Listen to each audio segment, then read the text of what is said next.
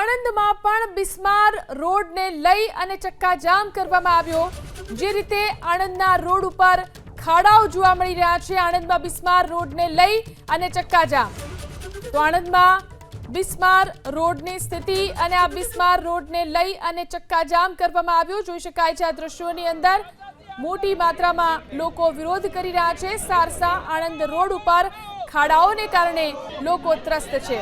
ઉબડ-ખાબડ રોડથી જનતા ત્રસ્ત છે, જેના કારણે જનતાએ ચક્કાજામ કરી અને આંદોલન શરૂ કર્યું છે। સારસા ચોકડી ઉપર હલ્લા બોલ કરીને ચક્કાજામ કર્યો। જોઈ શકાય છે દ્રશ્યોની અંદર છેલ્લા 2 વર્ષથી સારસા આણંદ રોડ ઉપર ખાડાઓ જ ખાડાઓ છે। આણંદમાં બિસ્માર રોડને કારણે લોકો પરેશાન છે, જેને લઈને આ ચક્કાજામ કરવામાં આવ્યો છે।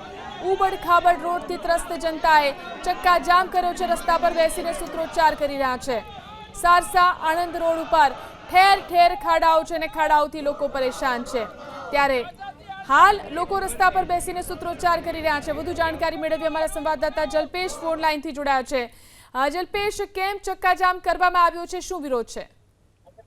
ચક્કાજામનું મુખ્ય કારણ છે ઉબડ-ખાબડ રસ્તો, જે આણંદથી ચીખોદરા અને આણંદને માફ કરશો સારસાથી ચીખોદરા આણંદને જોડતો જે રસ્તો છે તે કેટલાય સમયથી બિસ્માર હોવાના કારણે અહીંના જે રહીશો છે તેમને અવારનવાર રજૂઆત કરી, પરંતુ તંત્ર ન જાગ્યું, માટે જ આજે તે લોકોએ ગાંધી ચિંધ્યા માર્ગે આંદોલન છેડ્યું। કહી શકાય કે જે રીતના સારસા ગામની આસપાસના જે લોકો છે તે ચક્કાજામમાં જોડાયા હતા।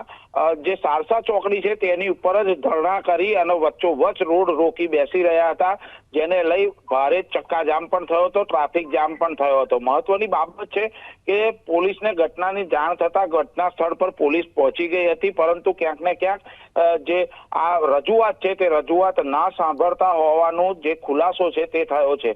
જે રસ્તો છે તે રસ્તો ખૂબ જ બિસ્માર છે, આવવા જવામાં લોકોને તકલીફ પડી રહી છે। સાથે ચોમાસું આવતા જે રસ્તો બિસ્માર હતો એની કરતા પણ વધુ રસ્તો બિસ્માર થયો, જેને લઈ અને જે રહીશો છે તે ઉગ્ર આંદોલનની ચીમકી પણ ઉચ્ચારી છે। જી, આભાર તમામ જાણકારી આપવા માટે।